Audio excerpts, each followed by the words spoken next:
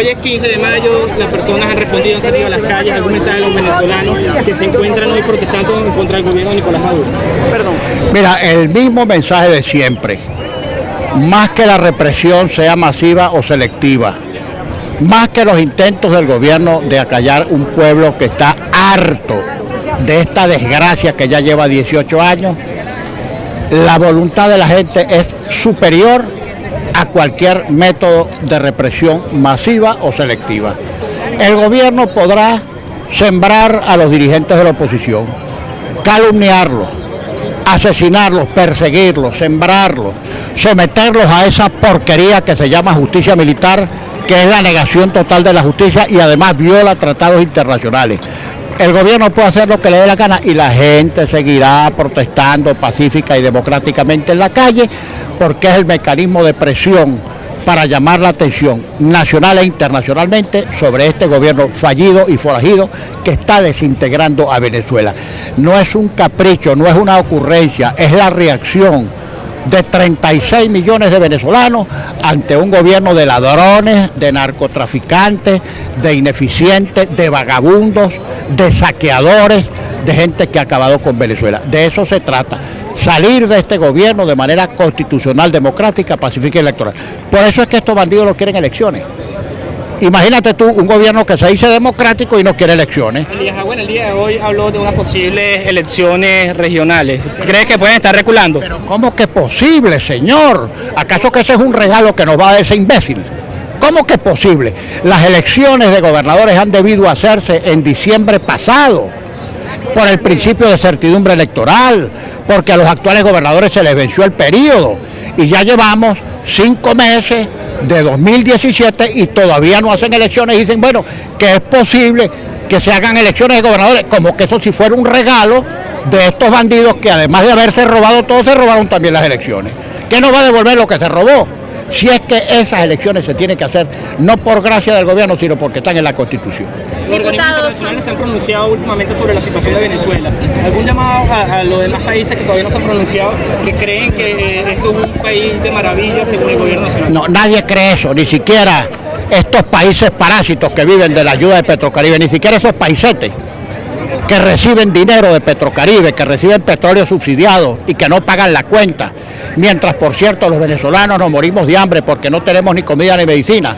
Ese dinero que este gobierno del bandido Nicolás Maduro le regala a los países de Petrocaribe es un dinero que se lo roba a los venezolanos.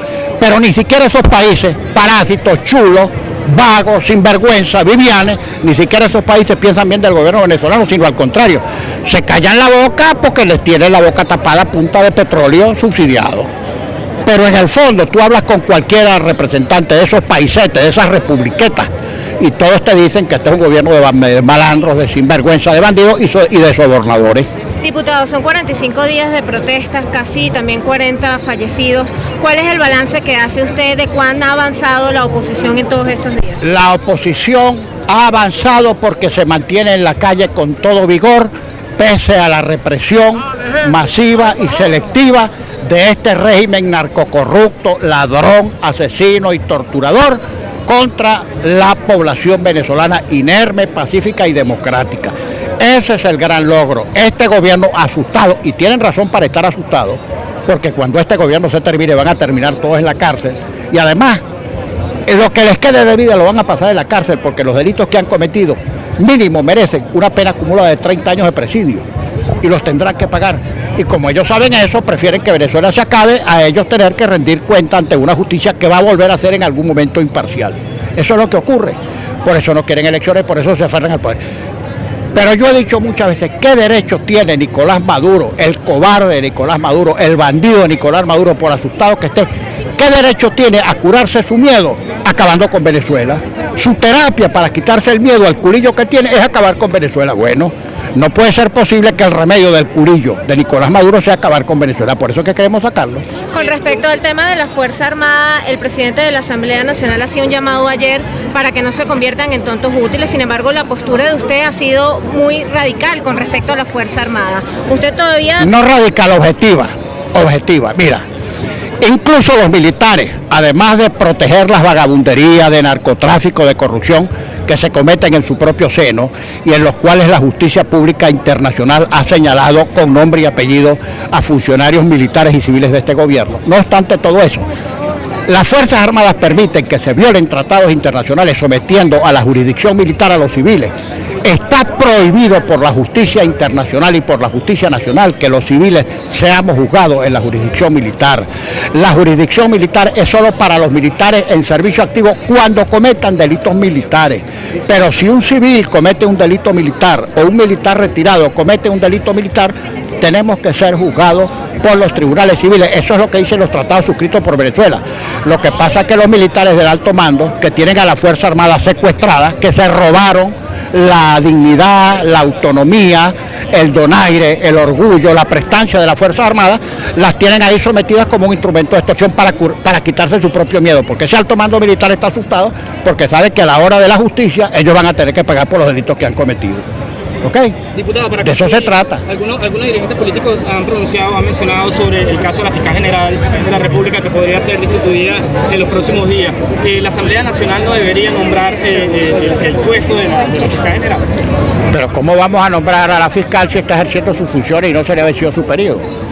Ahora, no me extraña que este gobierno, que se ha robado todo como antes dije, que es un gobierno corrupto, que es un gobierno que ha convertido la administración de justicia en una cloaca, que cuando la fiscal no imputa, el gobierno también se roba la acción exclusiva de la fiscal de imputar o de acusar.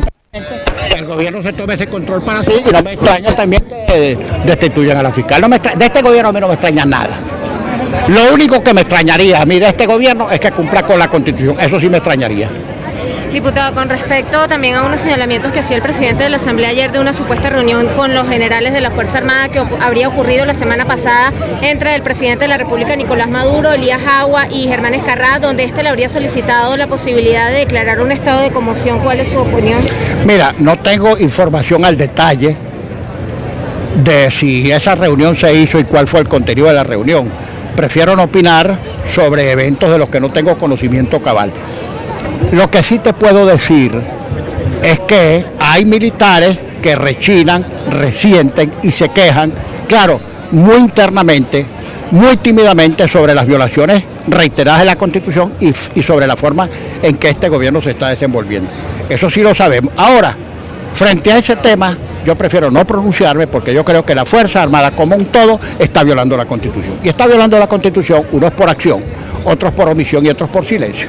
Además, los militares en servicio activo saben, suponte que un militar no haya cometido ningún delito, ni haya robado, ni sea narcotraficante, pero esos militares saben que no están obligados a cumplir órdenes inconstitucionales por el que el artículo 25 releva a cualquier funcionario civil y militar, lo releva, lo exime de cumplir órdenes que violen la Constitución. Y si las cumples a sabiendas, como lo saben, de que violan la Constitución, ellos responden también personalmente por esa conducta indebida.